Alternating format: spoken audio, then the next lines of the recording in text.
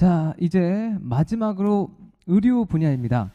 정밀의학 속 인공지능 유전체 혁명이라는 주제로 발표해 주실 이민섭 이원 다이애그노믹스 대표님을 온라인에서 만나보겠습니다. 자, 그럼 여러분의 따뜻한 랜선 박수로 시작하겠습니다.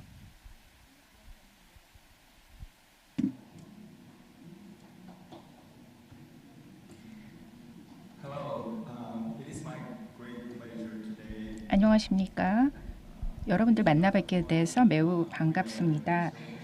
2020 한국전자점에서 여러분을 뵙게 돼서 매우 기쁩니다. EDCG 가 인천에 기반해 있고 또 캘리포니아 사무소에서 저는 지금 있는데요. 지금 거의 11시 한 10분 정도 됐습니다. 이곳 현재 시간으로는요. 제가 오늘 말씀드릴 것은 정밀의학 속 인공지능의 유전자 혁명에 관한 것입니다.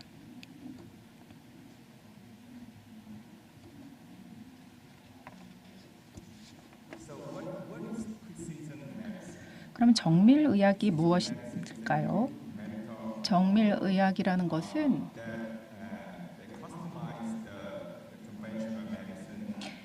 기존의 전통의학을 맞춤형 의료보건 서비스로 만드는 과정입니다. 그래서 보다 더 정밀하게 진단하고 최상의 치료법을 찾기 위한 것입니다.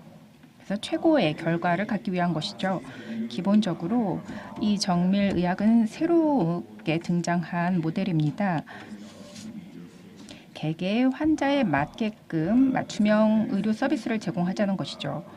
정밀의학이라는 것은 모든 환자가 다 다르다라는 생각에서 출발한 것입니다. 각각 모두가 다 고유하죠. 그렇다면 나라는 사람은 누구일까요? 나를 정의하는 것은 무엇일까요? 약 70억 명의 사람들이 이 지구상에 존재합니다. 그런데 이 70억 명이 다 저와 동일한 사람이 아니라 그 중에 오직 저는 한 사람뿐인 거죠.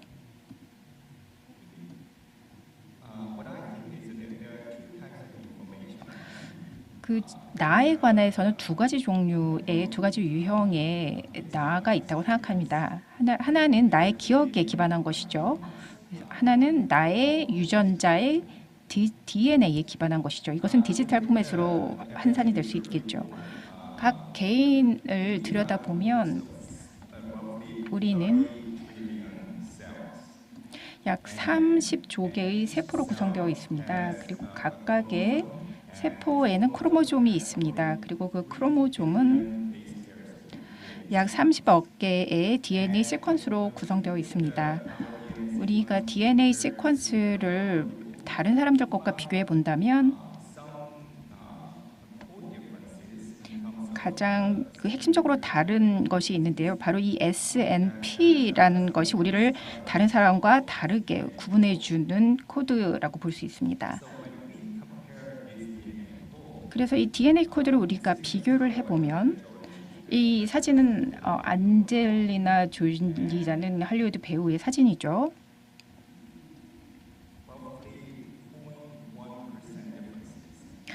이 안젤리나 졸리와 또 다른 사람, 저와의 차이점은 0.1%의 염기 시퀀스의 차이가 있다는 겁니다.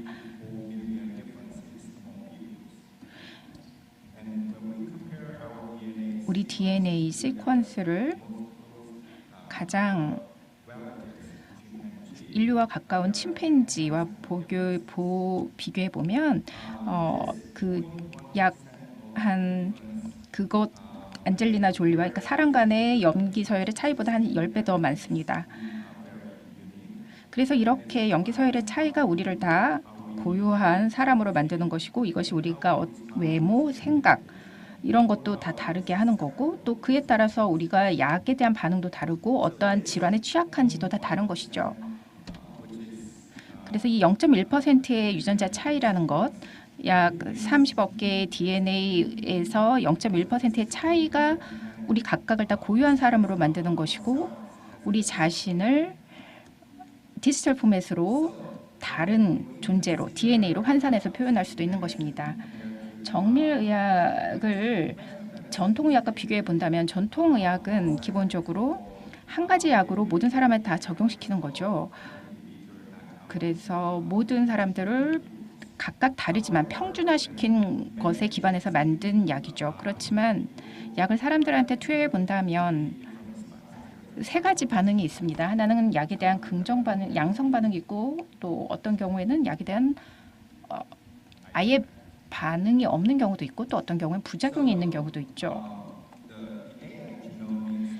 그래서 AI 지노믹이라는 것은 이 개개인의 DNA 시퀀스를 분석하는 연구하는 것입니다. 머신러닝이 이렇게 게놈의 차이를 분석을 하는 거죠. 그래서 그에 따라서 여러 임상 결과가 나오게 되면 왜냐하면 그것은 개인에 따라서 다 분석을 하기 때문에 결과가 다 다르게 됩니다. 맞춤형 의료라고 했을 때 굉장히 다양한 약이 있죠. 한 질환에 대해서도 약은 여러 종류가 있는데요. 그런데 어떤 약은 다른 약보다 더 효능이 좋고 또 그렇지 않은 것도 있죠. 또 어떤 다른 약은 부작용이 있는 경우도 있고요. 그래서 이러한 임상 결과를 연구합니다. 개별 환자의 DNA를 분석하면서 이 약 효과를 연구하고 여기에 머신러닝을 이용합니다. 그리고 그 데이터를 가지고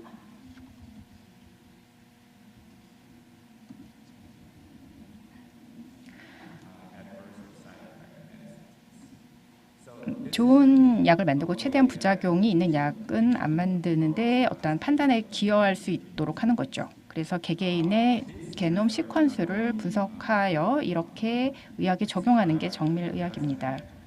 그래서 최고로 모든 환자들마다 그들에게 가장 최고로 효능이 있을 것 같은 약을 찾아줍니다. 그렇게 하기 위해서 우리는 환자들을 선발해서 그들의 게놈을 연구하죠. 이 정밀의학이라는 것은 어떤 융합의학이라고 볼 수 있습니다. 의료 기술을 활용하고 이것은 MT라고 제가 표현했는데요. 또 오믹스 기술도 사용합니다. 이것은 다 다른 것이죠. 그리고 여기에 많은 데이터를 활용합니다. 임상 결과도 사용하고 또 헬스 데이터도 사용합니다. 그리고 이것을 결국은 지놈과 매칭을 시키는데요. 지놈이 결국은 나를 표현해 주는 거기 때문에 지놈은 어떻게 보면 디지털 버전의 나의 복제라고 볼 수 있습니다. AI를 또 이용하고 있고요. 그래서 이것을 통해서 가장 개개인의 제놈에 맞는 의학적 예측을 해줍니다. 바로 이것이 정밀의학이고요. 그래서 더 차세대에 더 좋은 의료 케어 서비스를 만들기 위해서 이렇게 정밀의학 서비스를 제공하고 있습니다. 굉장히 저에 대한 정보는 많죠. 엄청나게 많은 데이터가 나에 관련해서 만들어지고 있습니다. 우리가 생애 기간 동안 엄청나게 많은 데이터가 있죠. 뭐 소셜 데이터도 있고요. 또 메타볼릭 데이터도 있을 것이고요. 또 RNA를 표현해주는 데이터도 있고 유전 데이터, 또 임상 데이터, 또 마이크로바이옴 데이터도 있습니다. 그래서 우리 안에 사는 그 미생물 바이러스 정보도 있을 것입니다.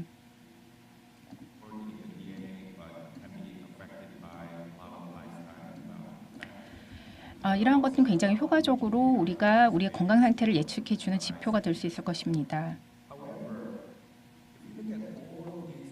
이러한 데이터를 살펴보면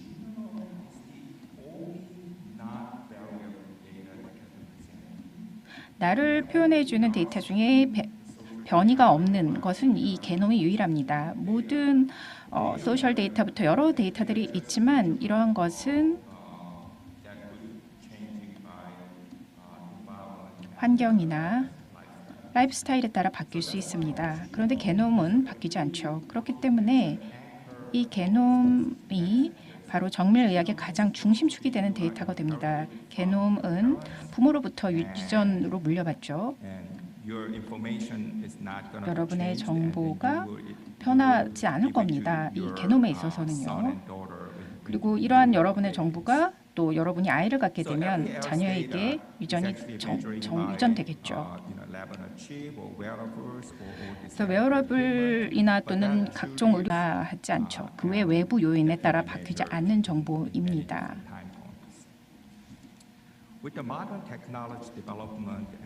현대 기술이 발전하면서 바이오폼 분석이나 게놈에 대해서도 많은 연구가 있을 텐데요. 게놈 분석은 굉장히 빠르게 진행되고 있고 또 비용이 상대적으로 저렴한 편입니다. 게놈 분석은 유전자 정보 분석은 며칠 안에 다 이루어질 수 있습니다. 약 $1,000 미만으로 할 수 있는 좀 저렴한 편인 것이죠. 그래서 여러분도 유전자 검사를 할 수 있습니다. 그러면 이런 유전자 정보를 정밀의학에서 어떻게 사용할까요? 제가 앞서 말씀드렸던 것처럼 모든 것이 다 이렇게 빅데이터화로 되죠. 그 전자화된 헬스 데이터나 또는 많은 지놈 데이터 유전 정보를 쓸 수 있고요. 우리 라이프 스타일이나 환경 요소를 또 포함해서 빅데이터로 만들 수 있고, 여기 오믹스 데이터도 여기에 포함시킬 수 있죠. 웨어러블에서 파생된 데이터도 여기 합칠 수 있는 거죠. 그래서 트레이닝을 하고 이러한 데이터에 대해서 AI 알고리즘을 가지고 AI를 학습시키는 겁니다. 그렇게 나온 정보를 이용하면 어떤 질병의 예방, 조기 진단, 치료나 예후에 대해서 그 정보를 활용할 수 있습니다. 이 정밀의학이라는 것이 포피 의료라고도 불립니다. 예측 가능하고 맞춤형 되어 있고 예방적 의학이고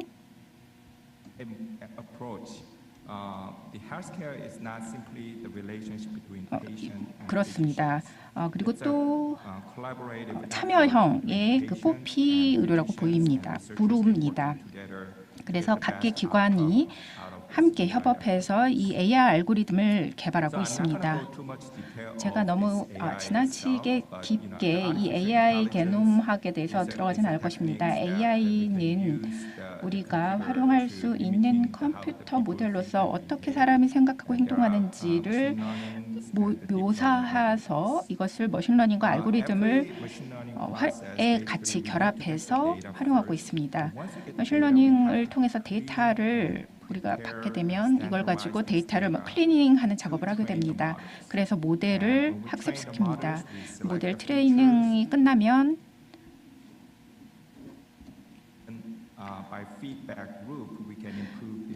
이 특징을 뽑아서 루프에서 피드백 과정을 거쳐서 AI의 정보를 입력합니다.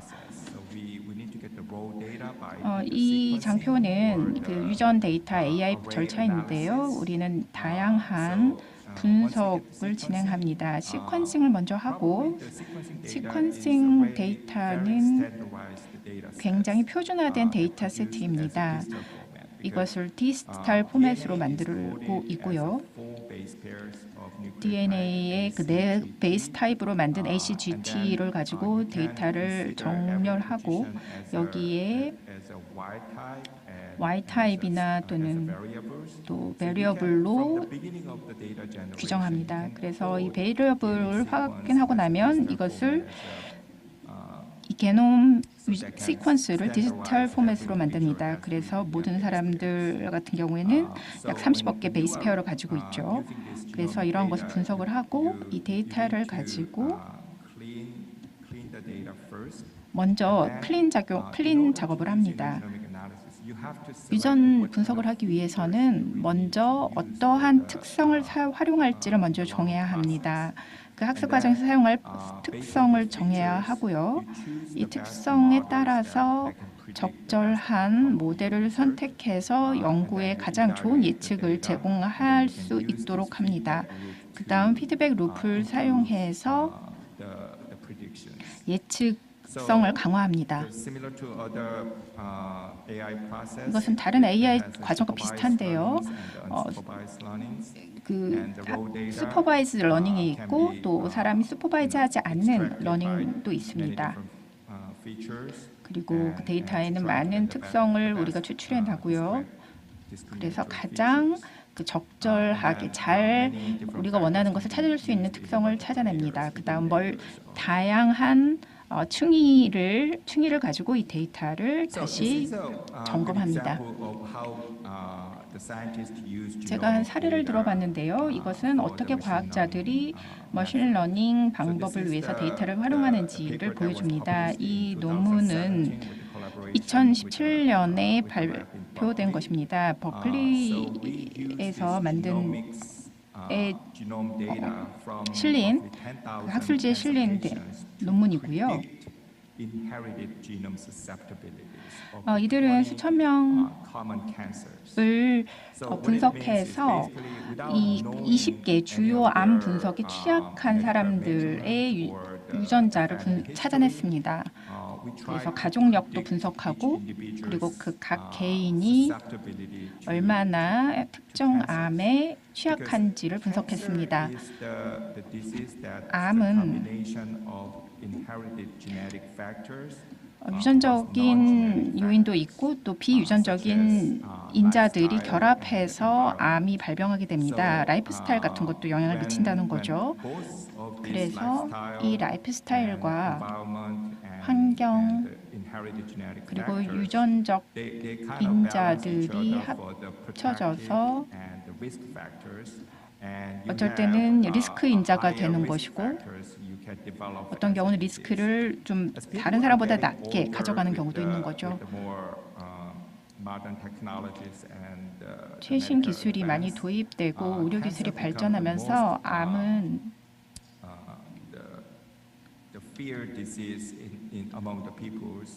가장 무서운 질병이었는데 우리는 사람들이 노화가 진행되면서 한 3분의 1 정도는 암으로 사망할 것으로 예상하고 있습니다. So this is how we did use machine learning algorithms. 우리가 머신러닝을 활용해서 어떻게 암 from their genome sequencing informations. 발병률을 예상했는지를 보여주는 장표입니다. 먼저 로 데이터를 약 900명으로부터 취했고요. 그다음 건강한 사람들 한 1000명으로부터 대조군의 정보를 취합했습니다. 그리고 데이터 표준화를 진행했고요. 약 한 6,000명이 이 연구에서 활용되었습니다. 인종도 다양했고 그리고 이런 것을 가지고 데이터를 추출을 한 것이죠.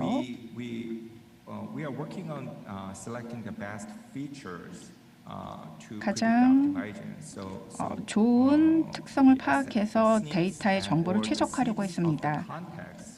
그리고 컨텍스트의 스냅스를 이용해서 분석도 했고요. 엘리 프리퀀시를 위한 스냅스가 사용되었습니다. 또 네이버 카운트도 진행했습니다. 스냅스를 네이버링 스냅스와 연관해서 활용했습니다.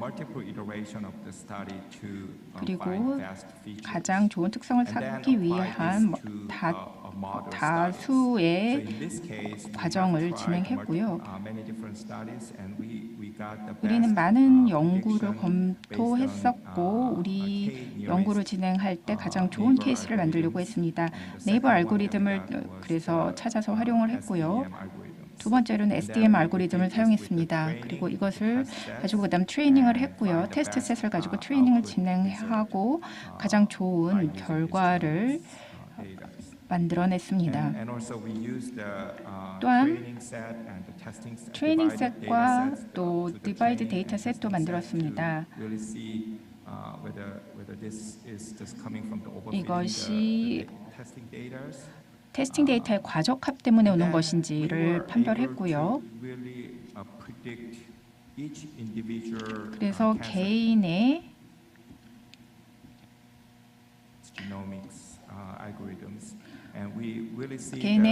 게놈 알고리즘을 만들려고 했습니다. 트루 포지티브는 한 33에서 한 88% 정도 보였습니다. 그리고 거짓 양성 false positive는 2에서 4%가 나오는 결과를 보게 되었습니다. 그래서 우리는 그 참여했던 사람 중에 44%의 유전자 요소를 발견했고요.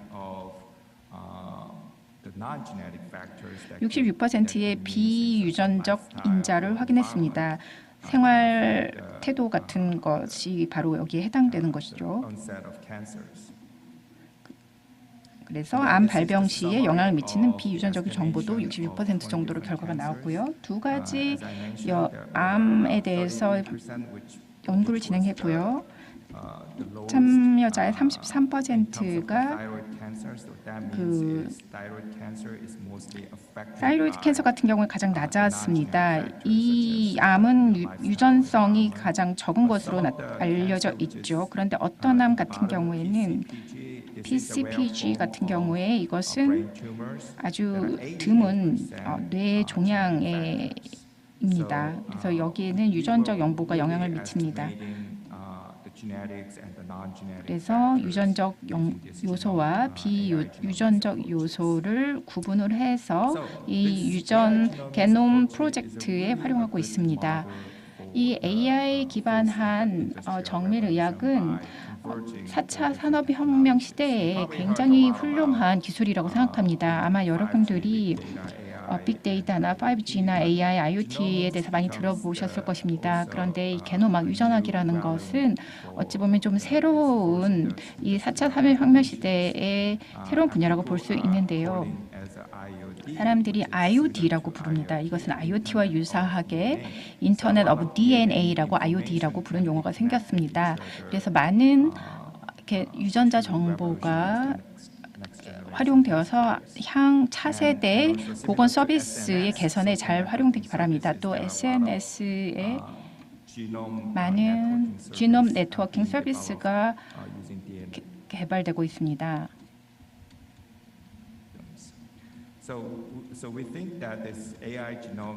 AI 지노믹스가 AI와 융합이 되면 각각 개별의 유전 분석이 이루어지고 그렇게 돼서 그것을 빅데이터로 활용하게 되면 아마도 다음 보건 서비스에 있어서 굉장히 도움이 될 것이라고 봅니다. 그래서 맞춤형 개인 의료 서비스가 가능해질 것이라고 봅니다. 개개인마다 다 다르기 때문이죠.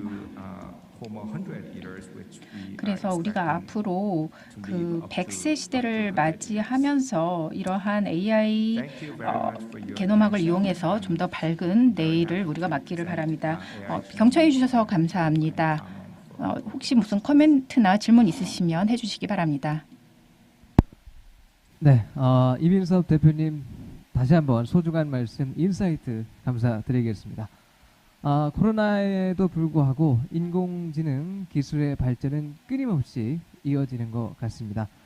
온라인을 통해서 많은 분들이 보고 계실 것 같은데 하루 속히 코로나 끝나서 마스크 벗고 함께 할 수 있는 시간이 오길 진심으로 기대하겠습니다. And this is the end of today's conference. Thank you so much for being part of this amazing conference. 네, 이렇게 멋진 컨퍼런스에 참여해 주셔서 감사합니다. 먼저 건강하고 안전하게 지내시다가 정말 다들 얼굴 직접 내년에는 뵐 수 있었으면 좋겠습니다. 그 컨퍼런스를 모두 마치도록 하겠습니다. 지금까지 저는 MC 조병길이었습니다. 감사합니다.